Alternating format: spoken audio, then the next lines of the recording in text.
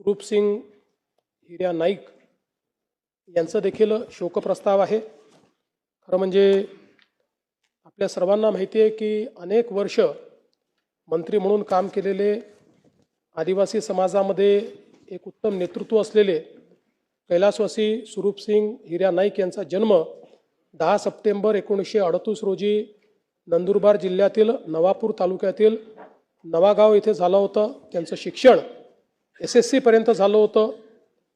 त्यांनी आदिवासी सेवा सहाय्यक संस्थेची स्थापना करून कला, वाणिज्य आणि विज्ञान महाविद्यालय, D.Ed आणि B.Ed महाविद्यालय तसंच आश्रमशाळा सुरू केल्या।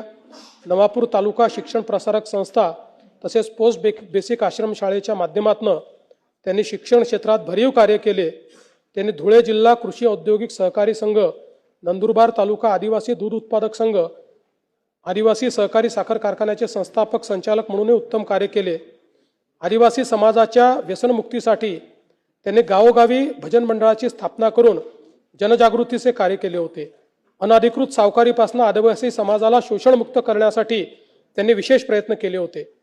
कैलासवासी स्वरूप सिंग नाईक यांनी सुकवेल ग्रुप ग्रामपंचायतीचे सरपंच, नवापूर पंचायत समितीचे सदस्य तसेच धुळे जिल्हा परिषदेचे सदस्य म्हणून कार्य केले होते।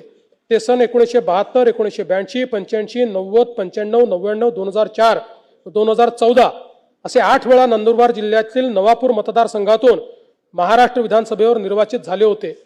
मार्च 81 ते एप्रिल 82 या कालावधीत महाराष्ट्र विधान परिषदेचे देखील ते सदस्य होते। मार्च 77 ते 80 या कालावधीत लोकसभेचे देखील सदस्य होते।